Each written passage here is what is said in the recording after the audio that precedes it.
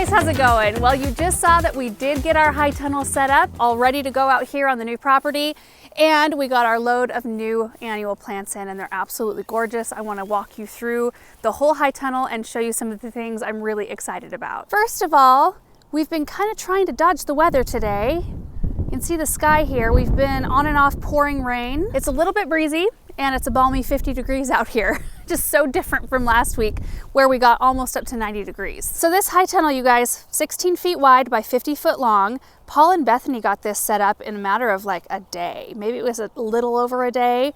But they're super easy to go in. We don't have our bows, so these, the metal parts put in concrete. You could if it was somewhere like that you wanted to keep it permanently, but we want the flexibility of being able to move ours because this is not where we want to permanently keep it, but they're so great that way. Our bows have 4 foot spacing here. You can see right inside. But they just got all of these things put together and then boop, boop, boop, boop, just kind of got them all set up. Toss the plastic over. It's all held down by a network of ropes, and then we've got this shade cloth. That's 30% shade cloth, and you can see the wiggle wire right here holds the shade cloth in place. Aaron is actually the one who shopped for the high tunnel, and he was really impressed by the website. So this is from Farmer's Friend. It's called the Gothic Caterpillar Tunnel, I think. And he just said it was super easy to navigate. And for the price of these, we feel like it's really inexpensive for all the things that they offer because you don't have to use them like we do. I mean, we're using ours to house plants and keep them safe from winds because we can get some pretty high wind. And then also the shade cloth is not really there for this time of year, but we wanted it in place for once it gets hot. It helps kind of protect the plants that are waiting for projects from our scorching heat. It keeps them looking nicer. But a lot of people throw these up as season extenders. You can grow underneath these tunnels wherever, and it just helps keep heat in and make your growing season that much longer. So anyway, we will link their website down below if you are interested in just learning more about them. There are a whole bunch of different sizes and shapes too. We've got the Gothic one, with the point at the top, but they've got the traditional hoop style and all of that. They also put landscape fabric down, and this is just temporary, of course, as well. It keeps it from getting really gross to walk on because, it's just powdery dirt out here right now. Paul set up a hose link today, which is also just a temporary, spot for it. We have a hose run over to where we've got a faucet. That way we can easily water everything. But the landscape fabric just keeps it from being a big muddy mess. And then we use cinder blocks right here for our tabletops, which these tabletops kind of mirror the ones in our greenhouse. They just don't have legs. That way they're easy to collapse and we can move them around. But I am just so thrilled to be looking at all of these plants. Oh my gosh. Look at this. Not all of these plants are mine. I wish they were. That would be awesome. But we do a lot of projects outside of our garden. The biggest one is our local community college, and a lot of these plants will be heading down there in less than 2 weeks. We have a planting day scheduled, and we're going to go down and take a bunch of these to fill up their entrance beds, a bunch of containers, and some other flower beds around the campus. So that's where you'll see a lot of these show up. But then, of course, we've got some areas that we always plant here, pots along our east fence line, underneath the maples on the west side, and then many of our containers. Couple other projects, we do usually plant up the containers down at the church where Aaron and I go, and then Children's Relief Nursery, we usually take down plants seasonally to their containers that we set up down there a couple of years ago, and we fill those up as well, and then other things always crop up. So I'm hoping with the state of the skies and the overcast that it doesn't look too dark in here. So I would like to just kind of start here. Nothing is organized because we were just taking things off quickly. In fact, the driver who came to drop these plants off, he was so helpful. Helped us get all of these in here and placed because we knew a big, it started to pour rain on us right as we were finishing up, but we were just trying to race the weather, and we made it just about in time. But all of these plants were grown on for us at Moss Greenhouses out of Jerome, Idaho, and they've done it last year and this year, do it absolutely beautiful job. My parents actually order a bunch of stuff from them as well for the garden center. In fact, after he dropped stuff off here, they headed down to the garden center to drop off my mom's order. Okay, so I think we'll just start right here and walk the tables, and I'll try to remember where some of these things are going. I'll have to refer to my planning spreadsheets, but not all of these things will have color yet either. Like Meteor Show or Verbena needs a little bit more heat. That's such a beautiful annual though. We have the Peachy Keen Superbena. That's a really nice bright pop of color. But in terms of vigor And Superbenas, the Sparkling Amethyst and Imperial Blue are kind of top of the line for me. They just perform their heads off. I love the colors here too. There is a Super Bells in here. I'm gonna try them again, and I will probably continue to, but these are the Super Bells Double Twilight. I just can't resist. I cannot resist these flowers. They are so pretty. These are the Supertunia Mini Vista Indigo. These are going to be going down to the college, most of them, I believe. Oh, Superbena Whiteout, also an amazing performer. Amazing. This is the Aromance Mulberry Nemesia or Nemesia. And you know, typically I've thought of these as being a spring flower, as a cool season flower, but last year I planted these and they did withstand our heat. They did pretty good for us. And the smell is amazing and the color is awesome. We have a bunch of Playing the Blues salvia. We're going to be using some here and across the way. Look at all these, all Playing the Blues. It's my favorite annual salvia, hands down. Here's Superbena Violet Ice right here, really pretty color. I'm excited to test this one's vigor versus the others. Ooh, Super Bells Plum, any purple flower, I'm a total sucker. Bermuda Beach Supertunia. It's got more of that kind of coral color. Bermuda Beach Supertunias will not take over a container.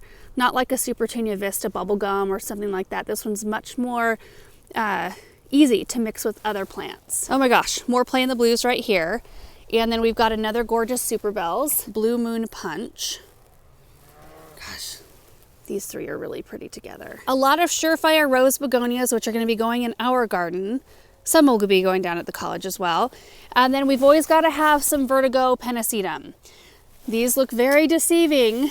You see them looking like this in their containers in the spring, and they get like 7-8 feet tall, massive, and super dark purple. They look very green when they're in their infancy.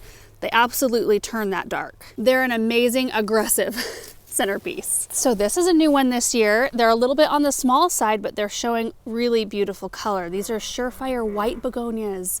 I was so excited to learn that there was going to be a white one in that series, because you can see the Surefire Rose, which has been a stellar performer for us.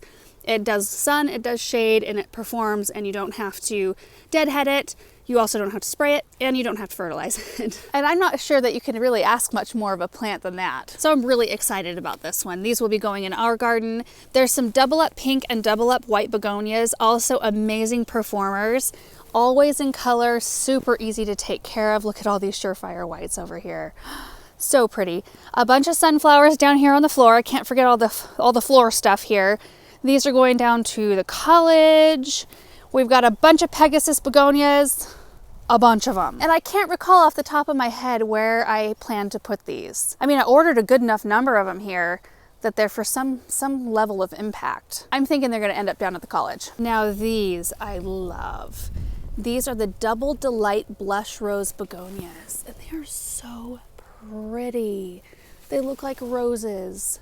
These are staying here for sure. I'm gonna use them somewhere in the shade. Now this is a new one as well in the Surefire series. This is Surefire Cherry Cordial.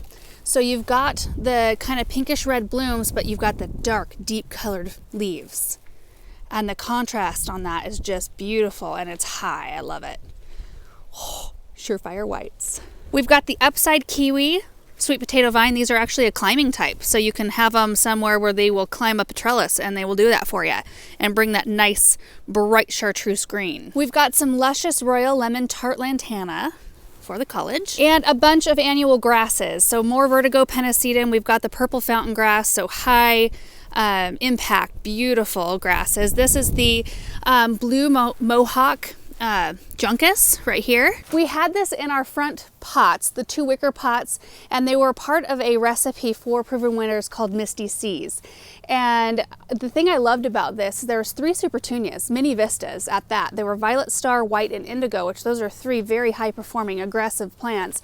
And I thought, ooh, I don't know, I've never really grown this one much, and I haven't grown it with Supertunias. How is this gonna work? So this one it held up, and it just shot out of this arrangement, like through the Supertunias, looking like a huge sphere of grass, like a massive firework, but it did not steal focus from the Supertunias. It was a really interesting look, and I loved it. Okay, now we're gonna start down here. We've got the Sweet Caroline Medusa Green. This is a fairly new-ish was it new last year or this year? I can't remember. Sweet potato vine. You can see it's got a very like almost Japanese maple-esque look to it. It's really interesting. Here's more of the sparkling amethyst Superbena. There's the imperial blue. Love this one so much. Diamond frost euphorbia. There's another super bells right here. Is this the pomegranate punch? Yes, it is. Look at that. Goldilocks Rocks Bidens, bright, beautiful flower. The Sweet Caroline light green sweet potato vine. Oh my goodness, it feels like it's getting colder out here. We've got the Truffula Pink Gomphrena, more super bells. Look at those. This must be Coralina, maybe? Yeah, and the Great Punch together. Bunch of sparkling amethyst Superbena, more imperial blue. Let's see. These are the osteospermums right here that were new last year or this year. Bright Lights Horizon Sunset. Really interesting color there. Supertunia Bordeaux. This will probably always be my favorite Supertunia ever. I love the color. I like the purple with the dark purple veining. I just think it's such a beautiful flower. Plectranthus Licorice Splash. Amazing trailing plant. We've got some geraniums here. We've got some coleus that are a little bit on the small side. It's amazing that this Golden Dreams can start like that and get like this big. Amazing. Got some really nice bright lemon coral sedum, some Newly Noir coleus in the Color Blaze series as well. Kind of talked through all this already. Plain the blue salvia. Okay, third row, guys. More lemon coral sedum and coleus. I love the Wicked Witch variety. I just love it. I think it's so pretty, and it just, I don't know, like you get that high contrast, but it's not jarring to me. Sometimes variegation can be a little bit jarring to me, and I don't know why, but I think this is just so pretty and peaceful to look at. Bright Lights White Osteospermum. Tons of Supertunia Vista Jazzberry. We planted a bunch of this at the college last year. It did really well.